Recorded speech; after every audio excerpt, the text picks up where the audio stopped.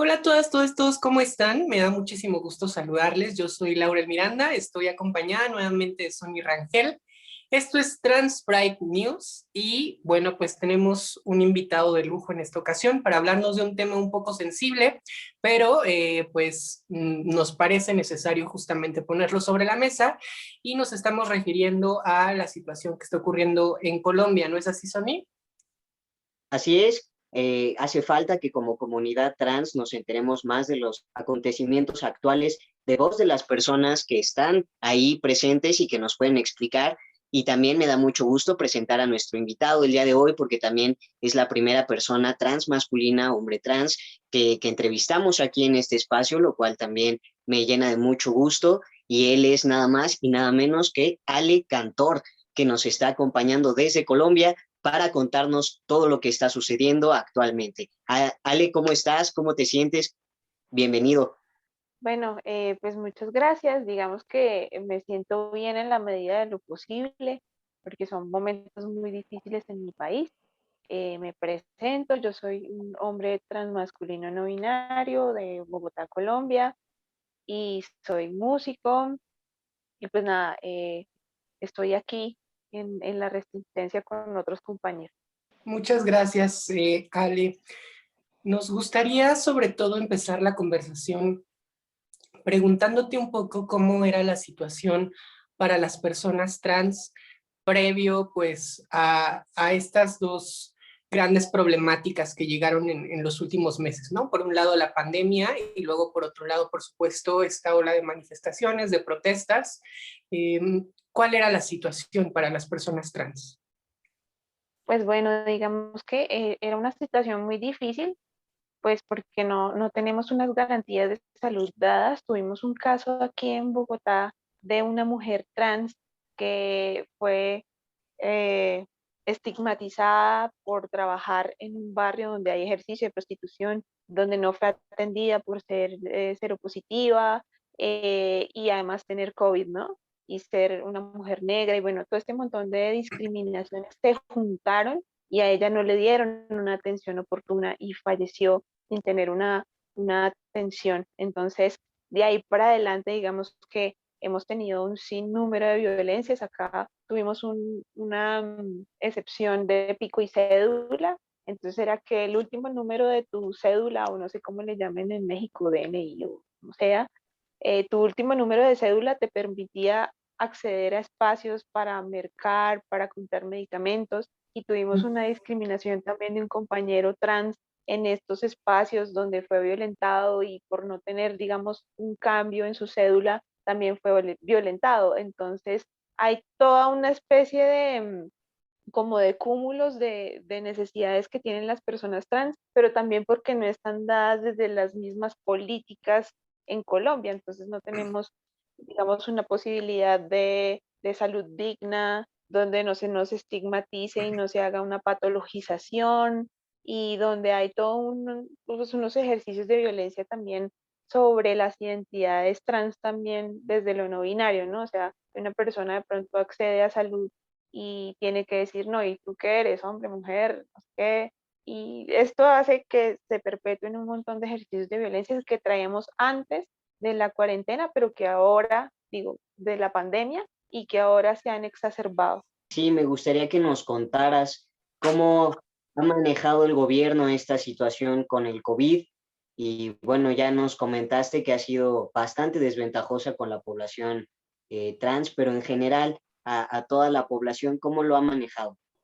Pues digamos que hemos tenido en principio una de las cuarentenas creo que más largas que ha tenido Latinoamérica.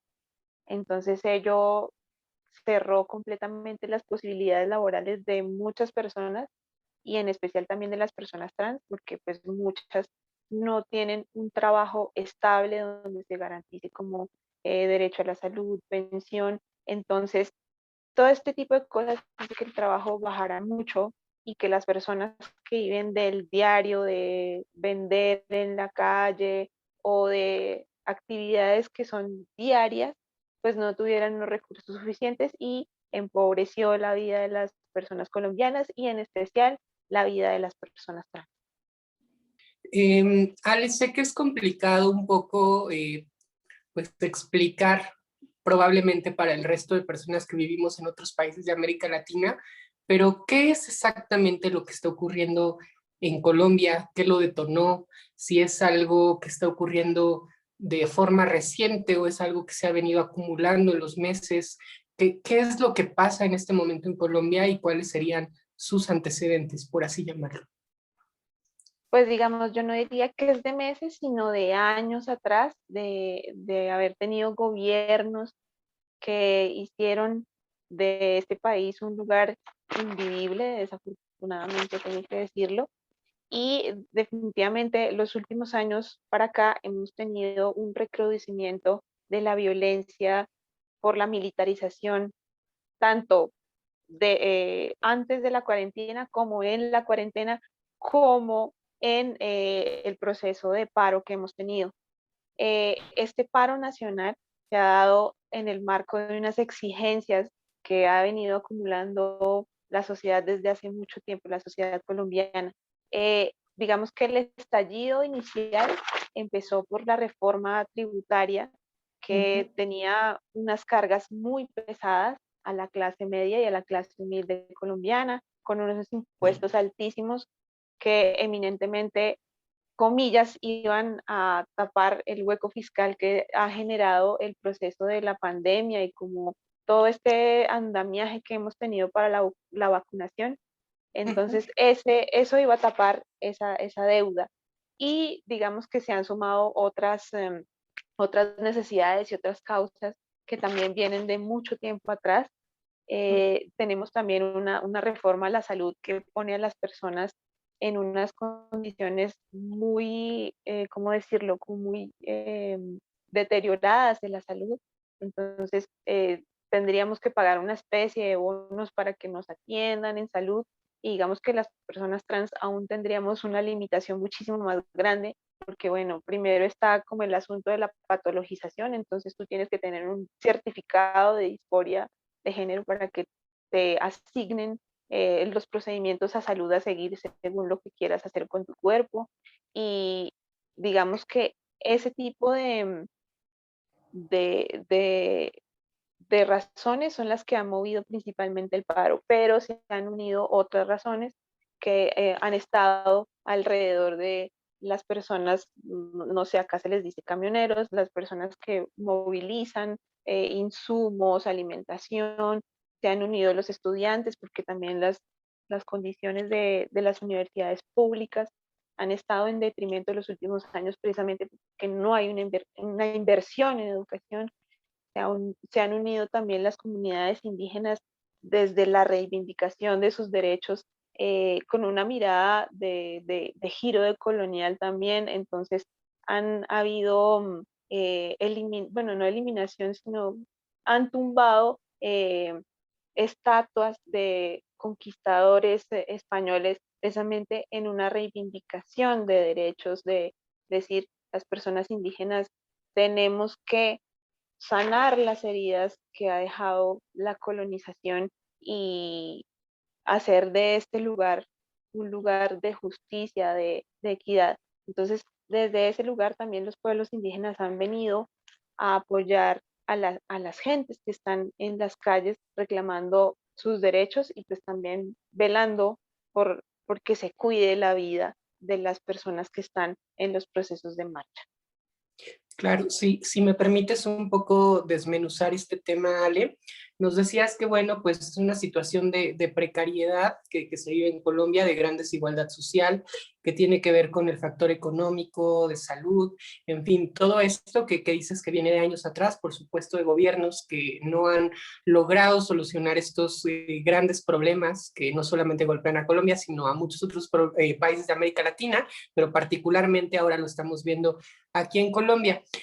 ¿Qué ciudades en este momento en el país son las que están viviendo la ola de protestas, de manifestaciones más fuertes? Y también si nos pudieras platicar un poco cuáles son las demandas en este momento, porque hasta donde entiendo, por supuesto, el detonante fue la reforma tributaria, aunque luego Iván Duque salió a decir que, bueno, se echaba para atrás. y sin embargo las protestas han continuado, ¿no?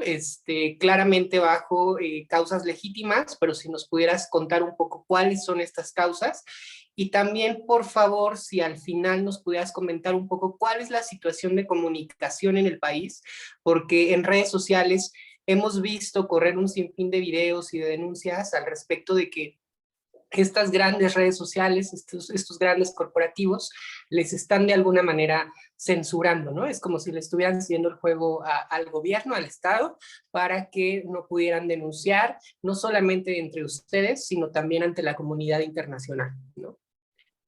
Bueno, voy a pedir que me recuerdes las preguntas a medida que voy desarrollando, porque a veces la cabeza se me va un poquito, pero bueno, Sí. voy a arrancar desde, hablábamos de las ciudades que han sido más afectadas.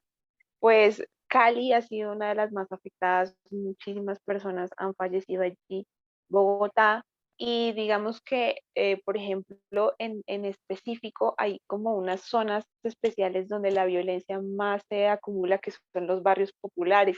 Entonces, por ejemplo, en Siloé tuvimos una noche terrible, muchos fallecidos acá en Bogotá, entonces las periferias donde está la gente más humilde sufren unos ejercicios de violencia brutales.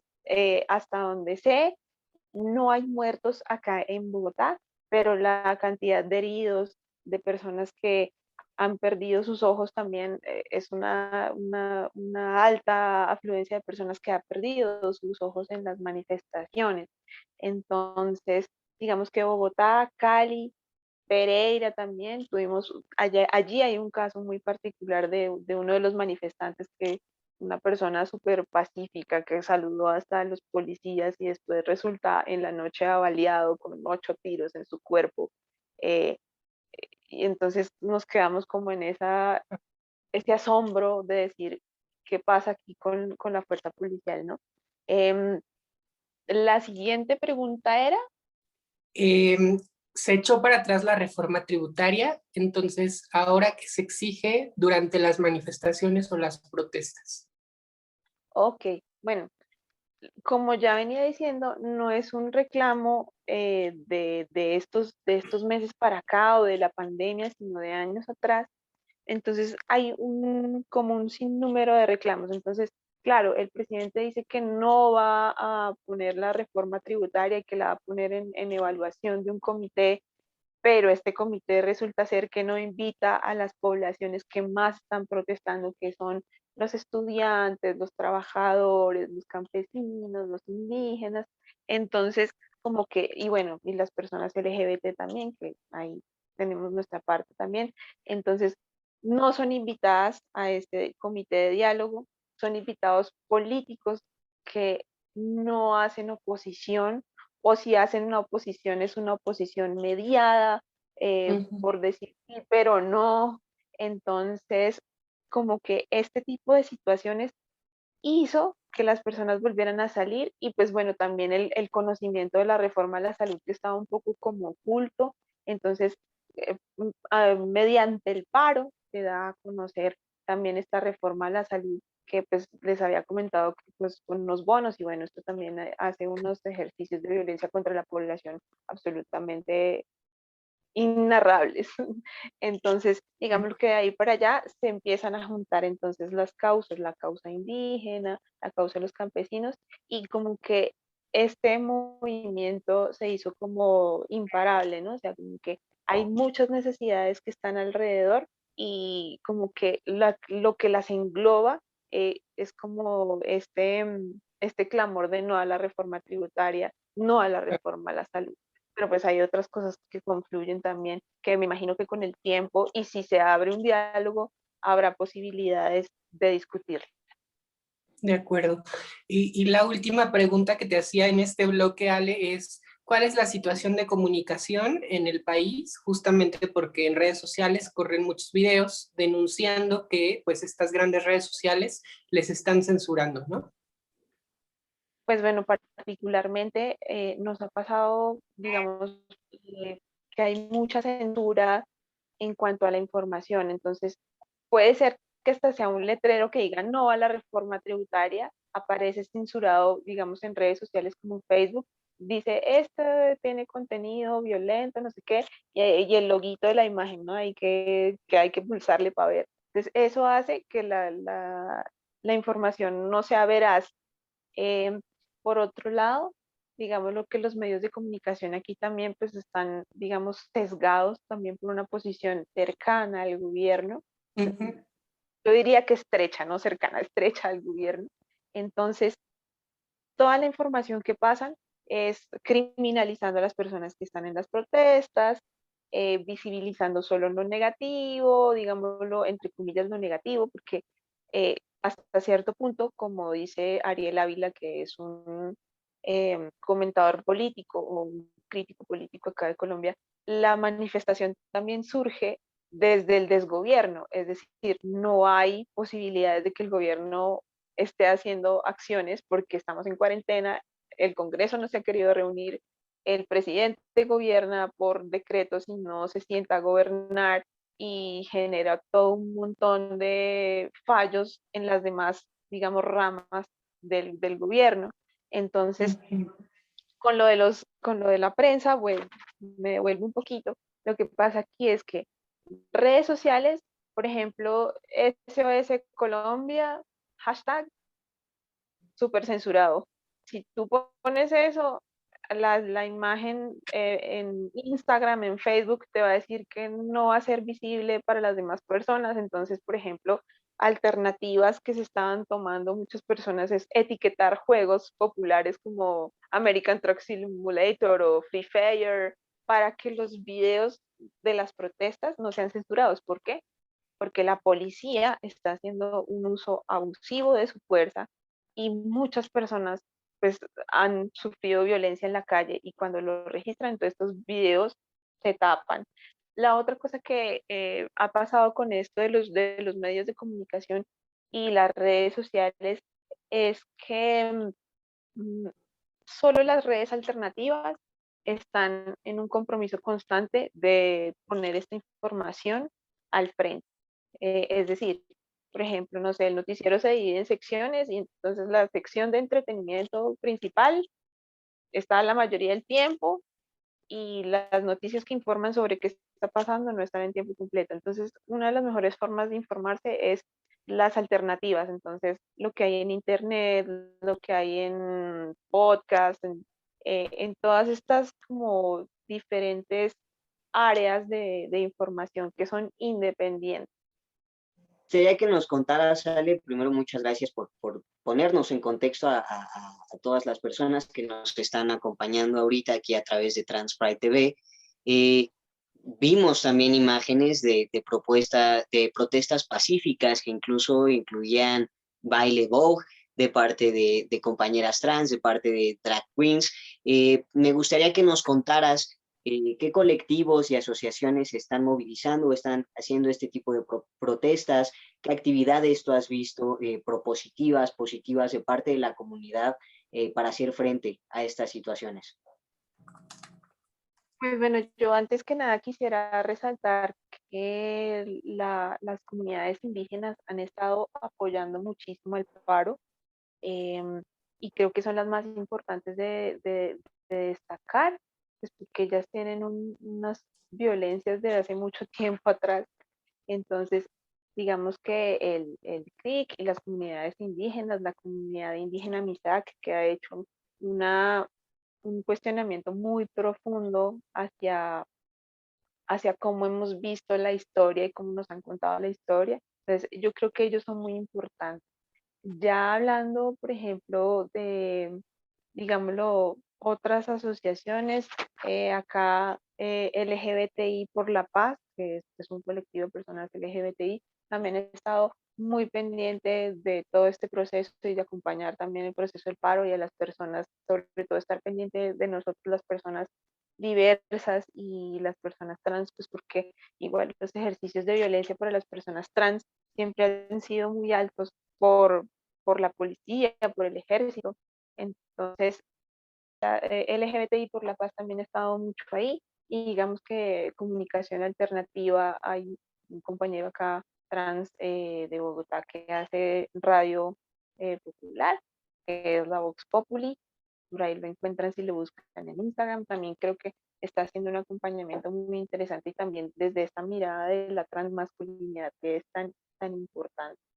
Y digamos como ONGs como Temblores también ha estado pues como recogiendo mucha información, compilando cuántas personas han estado desaparecidas, cuántos han muerto, cuántas personas están heridas, y acompañando como todos estos procesos jurídicos, pues también eh, digamos que todos estos colectivos que he nombrado trabajan desde sus lugares de conocimiento, que eso también parece muy chévere. Entonces, ahí hay como estos acompañamientos de estos colectivos. Muchísimas gracias. Y bueno, ahora sí creo que esa es la pregunta que a todos nos ha pasado por la cabeza, quizá la pregunta del millón.